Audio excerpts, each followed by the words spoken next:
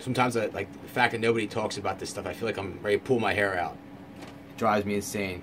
That like some of this stuff is just like so cheap and accessible. Like the oxygen therapy, it costs 2 cents a day, and yet like I said, there's 2,000 companies engaged in oncology research and trying to get your money on the New York Stock Exchange. I noticed that people with blue eyes seem to light up and their eyes change when they wear various shades of blue. It also creates a sort of bioluminescence.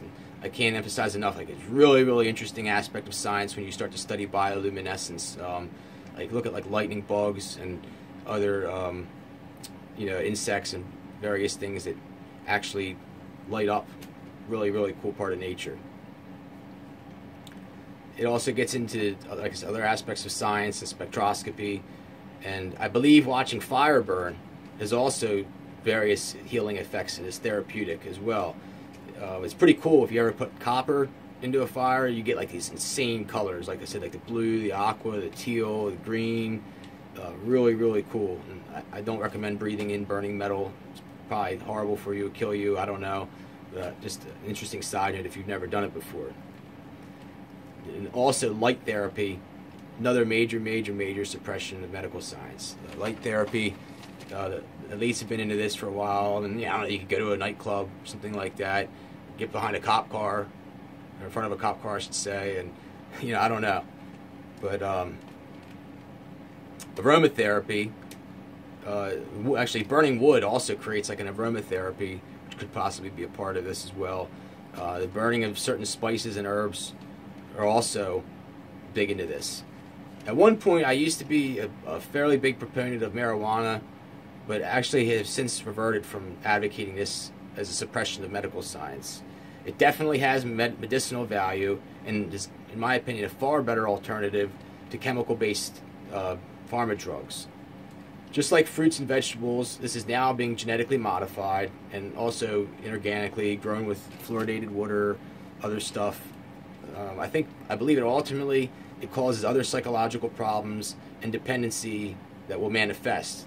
It is probably not good for your fertility either, and leads to a degradation of our country and society as a whole, and is quite possibly a gateway drug.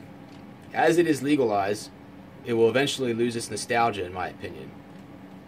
When we are looking to reproduce and have kids, it should be a major priority not to diminish or alter our DNA. On a side note, I'm a big believer that breastfeeding I'm a big believer and proponent of breastfeeding. It actually is like one of the only ways to transmit RNA to a newborn baby.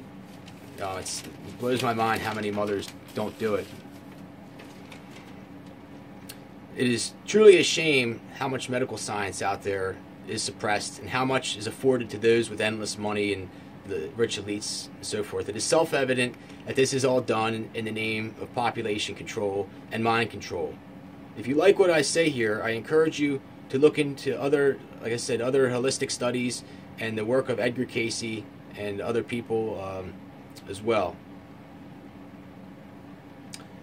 Also, like I said, Eastern medicine, a lot of great stuff there. Acupuncture, reflexology, acutonics, Reiki, and so on. Heal like prayer and good faith, and there's certain people that definitely have healing abilities, like Rasputin, very interesting person. Look into him; he supposedly had these abilities. Certain blood types and like near-death experiencers also have these healing abilities, but like, you'll never hear about this on the TV or anything like this, unfortunately. Before getting surgery, and from an orthopedic standpoint, there's also many suppressions. Before getting surgery and going under the knife, look into or consider prolotherapy or PRP therapy. Basically, the prolotherapy induces healing by agitating the ligaments of or a tendon. I have actually had great results with this. It is also extremely hard to find a doctor or clinic that practices prolotherapy.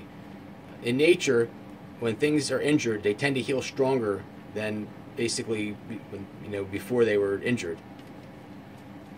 Never underestimate the body's regenerative abilities and the power of positive thinking and, like I said, prayer.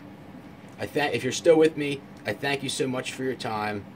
And again, there's so much more that I could have gone into, but I just don't have the time, and I try to stay to the pertinent stuff.